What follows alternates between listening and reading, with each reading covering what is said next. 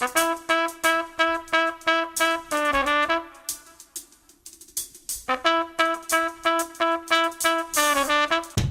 it has been a week.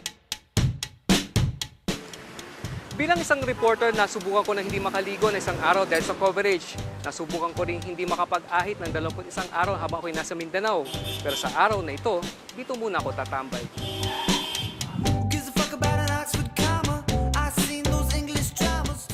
Hindi ako sanay na pumasok sa parlor o salon. Mas sanay akong tumambay sa suki kong barbero sa Pasig. Kaya pagpasok ko sa salon ni Fred Penales, hindi ko alam kung hahalik ako sa sahig o sa naggugupit. Dito parang klinik. Tatanungin ka kung anong gusto mong gawin sa'yo. First time kong pumasok sa di kalibreng salon, kaya sabi ko kay paring Fred, bahala na siya at si Buddha. Hindi pa man nagiinit ang puwet ko sa upuan, 2 assistant na kaagad ang lumapit sa akin. Habang kinukulay ng buhok ko, may naglilinis ng mga kamay ko. Pagkatapos, inilagay ang mga paa ko sa isang parang palanggana na bumubula ang tubig. Ito pala ang foot spa.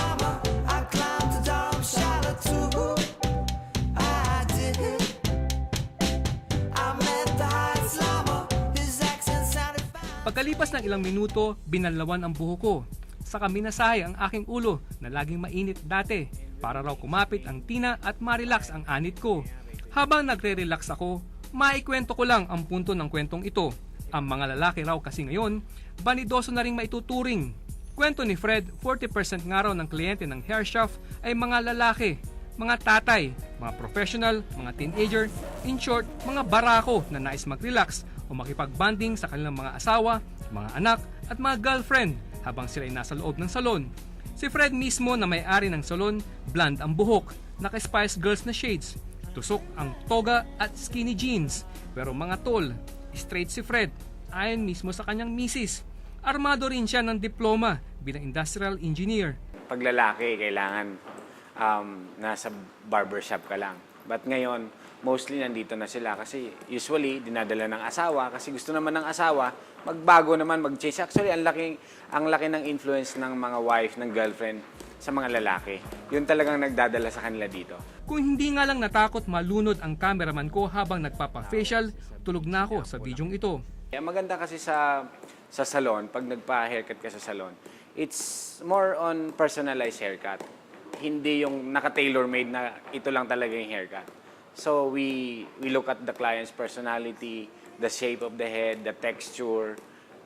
We consider kung anong gusto ng client. Kasi sa barbershop kasi pag upo mo doon, talagang kung anong alam ng barbero, yun lang ang gagawin. But Ayos ba?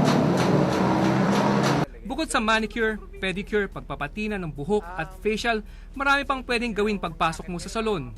May mga salon pa nga na nagbibigay ng kakaibang serbisyo, Brazilian wax. Kung napanood nyo ang pelikula ng The 40-Year-Old Virgin, yan ang aabutin mo. Wala lahat ng buhok mo, mula up there hanggang down there. Ready ka na, sir? Sa lahat ng pinapagawa sa akin para sa dokyong ito lang talaga hindi ko kinaya. Masakit. Para kay Mr. Fu, isang kilalang radio personality, hindi na dapat pagtakhan kung bakit maraming lalaking gustong magpa-parlor. Okay lang yon na nagiging conscious na ang mga lalaki sa itsura nila, sa hygiene nila, okay lang yon, 'di ba? Walang problema doon. Kabahan tayo dun sa mga talagang bading naman na nagpapanggap na lalaki. Yun yun. Dagdag pa ni Mr. Fu, wala namang masama kung mag-aayos ang mga lalaki. Pero kung tamang pag-aalaga lang ng sarili, medyo dagdag lang so dating kinagawian, okay lang yun.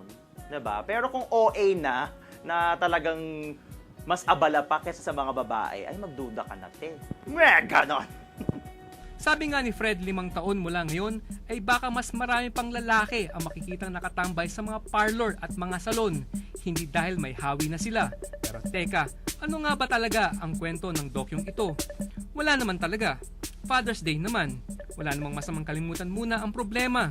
Walang gyera, walang konas, walang asungot. Ito pala ang meaning ng sabi ni paring Martin. Relax, chill. Iba talaga pag wala kang ginagawa at pampered ka pa buong maghapon. Nakaka-relax. Pero Pero hindi ko kaya to. Kanina pa ako nangangati suit ko. Errol Kabatbat po, dokumentado.